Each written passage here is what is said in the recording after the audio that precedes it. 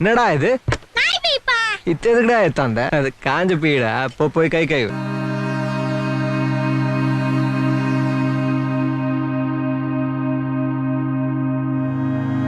மகளே என்ன ஆச்சுன்னா இந்த குப்பையத்தான் இந்த நோலன் கிண்டி கிளறி இதை ஒரு பிரம்மாண்டம்னு ரிவ்யூவர்ஸ்க்கு எல்லாம் காசை கொடுத்து எவ்வளவு செலவு பண்ணி இந்த கேவலமான ஒன்றத்தை தான் இந்த உலகம் முழுக்க ப்ரமோட் பண்ணி வச்சிருக்கானுங்க இந்த ஹாலிவுட் ஓகிசத்தை ப்ரமோட் பண்ணக்கூடிய அறிவாளிகள். இந்த படத்துடைய ஸ்டார்டிங் நீங்க பார்த்தாலே உங்களுக்கே தெரிஞ்சிடும். ஏண்டா இது ஒரு வாரியரா, இது இந்த கிரேக்க ஆர்மியில இருந்த ஒரு வாரியருடைய உருவ அமைப்பா, இதெல்லாம் போய் இங்க ட்ராய் நகரத்துல சண்டை போட்டு ஜெயிச்சதான்னு உங்களுக்கே அந்த அளவுக்கு சந்தேகம் வரும். ஏன்னா அந்த அளவுக்கு கர்ண கொடூரமான விஷயத்தை தான் ஸ்டார்டிங்லயே தப்பு தப்பு தப்பு தப்பு தப்பு தப்பு தப்பு. இந்த ஸ்டார்டிங் கதையை சொல்றது யாருன்னு பாத்தீங்கன்னா, கிரேக்கத்துக்கும் கருப்பினத்துக்கும் சம்பந்தமே இல்லாத ஒரு ரேப்பர். அதுக்கடுத்து இவர் இந்த கதையை ஆரம்பிக்கும் போது அதுக்கடுத்து யார் வரான்னு பாத்தீங்கன்னா, 5 அடி ஆள் மாறிய, அதாவது பெண்ணாக இருந்து ஆணாக மாறியதாக உணர்ந்த இந்த கேரக்டர் பண்ணிருக்கு. அதுலயும் எடிட்டிங் கேவலம், சவுண்ட் ட்ராக் கேவலம், மிக்சிங் கேவலம், காஸ்டியூம்ஸ் கேவலம், லொகேஷன் செலக்ஷன் கேவலம், கேஸ்டிங் சொல்லவே வேணாம், அதுதான் முதல் மகா கேவலம். இதுதான் கேவலம். அதாவது ஸ்டார்டிங்ல கேஸ்டிங் தான் ரொம்ப கர்ண கொடூரமா இருக்கும்னு நினைச்சது. ஆனா இந்த கருமத்தை பார்க்க ஆரம்பிச்சதுன்னு தான் தெரியுது, கேஸ்டிங்கே பரவாயில்ல, ஆனா ரைட்டிங் அதை விட கேவலமா இருக்குன்றது அதுக்கப்புறம் தான் தெரிஞ்சுது. ஏன்னா துள்ளியும் நோலனுக்கு இன்னி வரைக்குமே ஸ்டார்டிங்ல இருந்து நோலனுடைய மிகப்பெரிய ப்ராப்ளம்னு இந்த ரிவ்யூவர்ஸ்லாம் என்னன்னு சொல்லுவாங்கன்னு பார்த்தீங்கன்னா, எழுதுறது தான். என்ன கர்மத்தை எழுதுறோம் நோலனுக்கு துள்ளியும் தெரியாது, படம் எடுத்ததுக்கு அப்புறமும் தெரியாது, படம் எடுக்கிறதுக்கு முன்னாடியும் தெரியாதுன்னு தான் நோலனை கலாய்ப்பாங்க. அந்த கரெக்டா அதுக்கு ஏற்ற மாதிரின்னு சொல்ல முடியும். அதை விட அவங்க சொன்னதை 100% உறுதிப்படுத்துற மாதிரி கேவலமா இப்படி ஒரு ஸ்கிரிப்டை எழுதி இதை படமா எடுத்து ஓகிசத்தை ப்ரொமோட் பண்றதுக்கெல்லாம் மிகப்பெரிய தைரியம் வேணும். சுத்தமா இவனுக்கெல்லாம் மூளையே இல்லாத, மனசாட்சி இல்லாத ஒரு தன்மை இருந்தா மட்டும்தான் இதையெல்லாம் epic grand scale cinematic experience ஐமேக்ஸில் இதை பாருங்கள்னு உருட்ட முடியும். அந்த தைரியம் நோலனுக்கு மட்டுமே உண்டு. ஆக்சுவலி நோலன் பத்தி பேசும்போதே நான் சொல்லியிருப்பேன், இங்க இந்த ட்ரைலரை பார்த்ததுமே யூரோப்ல இருக்க எல்லாருமே காரி துப்பி கழுவி ஊத்துனாங்கன்னு. ஆனா இதை ஆஹா ஓஹோன்னு கொண்டாடினது யாரு, கொண்டாட போறது யாருன்னு சொன்னேன்னு பாத்தீங்கன்னா, நம்ம இந்தியாவில் இருக்க இந்த நோலன் கண்ணிகள் தான். சொன்ன மாதிரியே சொல்லி வச்ச மாதிரியே ஆரம்பிச்சிட்டானுங்க. என்ன மாதிரியான படைப்பு! நான் சினிமா பார்க்கறதே இவருக்காக தான், இவர் இல்லைன்னா சினிமாவே செத்துரும் அப்படின்னு சொல்லிட்டு நாளைக்கு நாய் வேலைக்கு தான் போகுது. வேலைக்கு போனதான் சோறு, அதே தான் எனக்கும். இது தெரியாம நோலனை எல்லாம் இன்னமும் அவர் பிறவி எடுத்ததே இந்த படம் எடுக்கிறதுக்காகத்தான், அவர் இல்லைன்னா சினிமாவே சேர்த்துருன்னு உருண்டுட்டு இருக்கானுங்க. இவனுக்குலாம் வேற டேரக்டர்ஸ் யாருமே தெரியாதுன்றது தெளிவா தெரியுது. வேற எந்த படத்தையும் இந்த கோமாளிகள் பார்க்க மாட்டானுங்கன்னு கிளியரா புரியுது. ஏன்னா இப்பேற்பட்ட ஒரு ஓகிச குப்பைய இவனுங்களால செலிப்ரேட் பண்ண முடியுதுன்னா அதுக்கு ஒரே காரணம் தான் சொல்லுவேன். ஒன்று, இவனுக்கு பாலிடிக்ஸ் தெரியாது. இன்னொன்று, இவனுங்களுக்கு இந்த ஹாமருடைய இந்த லிட்ரேச்சர் பத்தி துளியும் தெரியாது. இலியட், ஆடிசி இதெல்லாம் படிச்சிருந்தீங்கன்னா கண்டிப்பா உங்களால ஜீர்ணிச்சிக்கவே முடியாது. நான் சொன்னேன் இல்லையா, இந்த கதையை ஆரம்பிக்கிற கேரக்டரை பார்த்தாலே உங்களுக்கு வெறுப்பாயிடும். ஏன்டா ஹோமர் எப்பேற்பட்ட கேரக்டர்ஸை எப்படி அவர் டெஸ்ட்ராய் பண்ணியிருப்பாரு, ஆனா இவனுங்க இந்த கேரக்டர்ஸ் எல்லாரையுமே டெஸ்ட்ராய் பண்ணி வச்சிருக்கானுங்க. அதைத்தான் வேலையா இந்த நோலனுக்கு காசை கொடுத்து இன்டென்ஷனா இவனுங்க இந்த வேலையை பண்ணியிருக்கானுங்க. என்னன்னா, கிளாசிக்கல் லிட்ரேச்சர்ஸ் எல்லாத்தையுமே அழிச்சிட்டு ஓகிசத்தை மாடர்ன் அஜெண்டாவை புகுத்தணுன்றதுக்காகவே இந்த கருமத்தை எடுத்து வச்சிருக்கானுங்க. அதுலயும் இதை கொண்டாடக்கூடியவனுங்களுக்குலாம் துணியும் இதை பத்தி எதுவுமே தெரியாது, படிச்சிருக்க மாட்டானுங்க.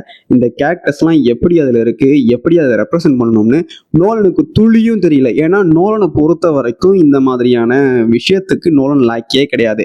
இந்த மாதிரியான படத்தை எடுக்கக்கூடிய ஆட்கள் நிறைய பேர் இருக்காங்க. அதுல தலை சிறந்தவர் யாருன்னு பாத்தீங்கன்னா பீட்டர் ஜாக்சன். இவர்கிட்ட தான் என்ன பண்ணிருக்கணும்னா இதை கொடுத்துருக்கணும். ஆனா அவரே அதுல கை வைக்காம இருக்காருன்னா அதனுடைய சீரியஸ்னஸ் என்னன்னு நீங்களாம் புரிஞ்சுக்கணும். ஏன்னா மனுஷன் இது கிட்டலாம் வரமாட்டாரு. ஏன்னா இதுல ஃபேண்டசி எலிமெண்ட் இருந்தாலுமே இதை தத்துவார்த்த ரீதியா தான் சொல்லியிருக்காங்கன்னு அவர் இது பக்கமே வரல. லார்ட் ஆஃப் தி ரிங்ஸோட அவர் வேலையை முடிச்சுக்கிட்டார். ஏன்னா இது அவ்வளவு ஈஸியான விஷயம் கிடையாது. இதை எடுக்கிறது அவ்வளவு சுலபமான விஷயமும் கிடையவே கிடையாது. கேஸ்டிங்ல சொதப்புனது, ரைட்டிங்ல சுத்தம், படத்துல இந்த ஸ்டார்டிங் சீனே அம்பு 2 சொருவோம். அந்த எடிட்டிங்கே கேவலமா இருக்கு. அதை உண்மையாவே சொல்றேன். இதை வந்து புதுசா படிக்காதவங்க, நோலன் கண்ணிகள் குருட்டுத்தனமா இவங்க நோலன் எடுத்தாலே அது மாஸ்டர் பீஸ் தான், அவரை மாதிரி படம் எடுக்கக்கூடிய ஆளே கிடையாதுன்னு சொல்றவங்க மட்டும்தான் அதை ரசிப்பானுங்க. ஆனா ஸ்டார்டிங்லயே பாத்தீங்கன்னா இந்த எலியட் உள்ள வர சீன், அம்பு சொருகிற சீன்லாம் உண்மையாவே சிரிச்சிட்டேன். ஏன்னா அந்த அளவுக்கு கேவலமா எடிட்டிங் பண்ணி வச்சிருக்காங்க. இதுல வந்து நோலர் வந்து விஷனரி, அவர் மாதிரி படம் எடுக்கக்கூடிய ஆளே கிடையாதுன்னு வேற இவனுங்க ஊர்ந்துட்டு இருக்கானுங்க. பைத்தியம் அதெல்லாம் பைத்தியம் என்ன போ. தயவு செய்து சொல்றேன், நீங்க புக் படிக்கிற ஐடியாவில் இருந்தீங்கன்னா, இந்த ஹோமருடைய புக் படிக்கிற ஐடியாவில் இருந்தீங்கன்னா தயவு செய்து இந்த குப்பையை பாத்துறாதீங்க. ஏன்னா இதை ஃபர்ஸ்ட் டைம் நீங்க பாக்குறீங்கன்னா இந்த படத்துல இருக்கிற கேரக்டர்ஸ் உங்களுடைய மனசுல பதிஞ்சிடும். ஓ இவங்களுடைய பேர் இதுதான். அதனால நீங்க படிக்கும்போது அந்த பேர் வரும்போது இந்த இமேஜ் உங்களுடைய மைண்ட்ல ஃபீட் ஆனதால உங்களுக்கு அந்த கேரக்டர்ஸ் தான் ஞாபகம் வரும். அதனால இந்த கருமத்தை அப்படியே ஒதுக்கி வச்சுட்டு, ஐயோ நம்ம மைண்ட் அங்க போகுது, படிக்கணும்னு முடிவு பண்ணீங்கன்னா தயவு செய்து 1997ஆம் ஆண்டு வந்த What is your name? My name? My name is nobody.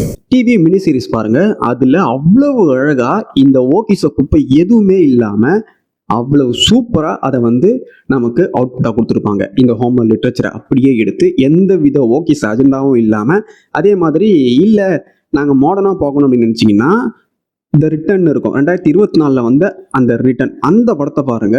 அதுவே உங்களுக்கு அவ்வளவு எனக்கு தெரிஞ்சு அவ்வளோ கிளியரான ஹோமர் பிக்சரை உங்களுக்கு வெளியே கொடுத்துருக்கோம். ஏன்னா அவர் என்ன நினைச்சாரோ அதை 100% ப்ரொஜெக்ட் பண்ண முடியாது. ஆனால் இந்த டிவி மினி சீரீஸ்ல ஒரு 80-90% ப்ரொஜெக்ட் பண்ணியிருப்பாங்க. ரிட்டர்ன்ல பார்த்தீங்கன்னா அதே மாதிரி தான். இதை நீங்க பார்த்துட்டு இந்த புத்தகத்தை படிச்சீங்கன்னா உங்களுக்கு ஒரு கிளியர் பிக்சர் இருக்கும். ஆனா இந்த நோலனுடைய ஓகேச கன்றாவியத்தனத்தை பார்த்தீங்கன்னா, அதை பார்த்துட்டு புத்தகத்தை படிக்கணும்னு நினைச்சீங்கன்னா சாரி, உங்களுடைய ரசனையே நாசமா போயிடும். நீங்க படிக்கிறதே வீணா போயிடும். இதெல்லாம் வந்து கிளாசிக்னு சொன்னதுக்கு காரணமே இதனுடைய லிட்ரேச்சர்ல இருக்க விளக்கங்களும் அந்த கதாபாத்திரங்களும் நமக்கு என்ன கற்றுக் கொடுக்குறதை பொறுத்து தான். ஆனா இவனுங்க அதையே நாசப்படுத்திட்டு இதுல அஜெண்டாவுக்காக கேவலமான விஷயத்த பண்ணி வச்சிருக்கானுங்க. அதுலயும் ஹெலன் ஆஃப் ட்ராய் வர சீன் எல்லாம் சுத்தம். நீங்க அதை பார்த்தா எனக்கு தெரிஞ்சு விழுது சிரிப்பீங்களான்னு எனக்கு தெரியல. ஆனா ஏன் இந்த காரணத்தை சொன்னா, பார்க்காத இதை பத்தி படிக்காதவங்க, இதை பத்தி தெரியாதவங்களுக்கு இந்த படம் வந்து பொக்கிஷம் மாதிரி இருக்கும். பயங்கரமா ரிவ்யூ பண்ணி தெரிஞ்சிருப்பானுங்க. அதோ இதெல்லாம் என்ன ஏதுன்னு தெரியாம எல்லாத்துக்குமே வாய் விட்டு தெரிஞ்சிட்டு இருக்கும். ஆனா இதுக்கு சுத்தமா ஒண்ணுமே தெரியாது. அந்த மாதிரியான கேரக்டர்ஸ் தான் இங்க வந்து இந்த படத்தை வந்து நோலன் எப்படி சாய்த்து விட்டார் பாருங்கன்னு ஊட்டுவானுங்க. அதுக்கு தயவு செய்து நீங்க பலிகடா வாயிடாதீங்க. இந்த குப்பையை பார்க்கறத நிறுத்திடுங்க.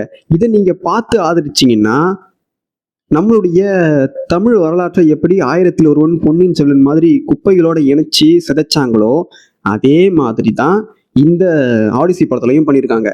அப்படின்னா இதை நீங்க ஆதரிச்சிங்கன்னா நம்மளுடைய வரலாற்றை சிதைக்கிறதையும் நீங்க ஆதரிக்கிறீங்கன்னு அர்த்தம். இந்த சினிமா மோகத்திலேருந்து வெளியே வந்து வரலாற்று ரீதியாகவும் பொலிட்டிக்கல் ரீதியாகவும் இனி நிறைய விஷயத்த நீங்க அணுகுங்க. அப்படி நீங்க அணுக முற்படும் போது தான் உங்களுக்கு நிறைய விஷயம் புரிய வரும்.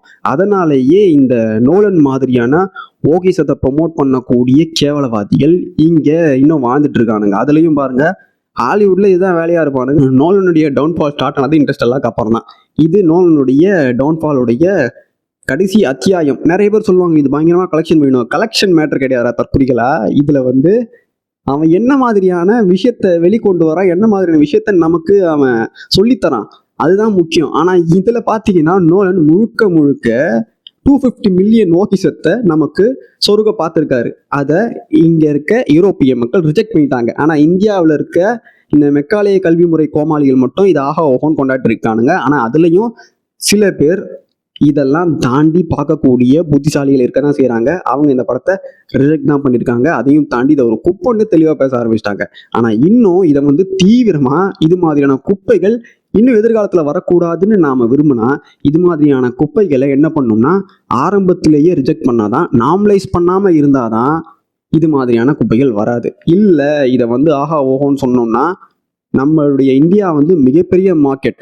அதனால இங்கே இது மாதிரியான குப்பைகளை இவருக்கு வேணும்னே எடுத்து என்ன பண்ணுவானுங்கன்னா வேற எங்கேயும் இது விலை போனாலும் பரவாயில்ல, இந்தியாவில் இதை தள்ளி விடுவோம்னு இங்கே அஜெண்டாவை ப்ரொமோட் பண்ணுறதுக்காக இது மாதிரியான வேலையை பண்ணுவானுங்க. ஸோ இங்கே இருக்க ரசிகர்கள் உஷாரா இருங்க. இந்த கருமத்தை பார்க்காதீங்க, தவிர்த்துருங்க. நாசமா போங்க போங்க. ரொம்ப thanks Bhavani. Until we meet again.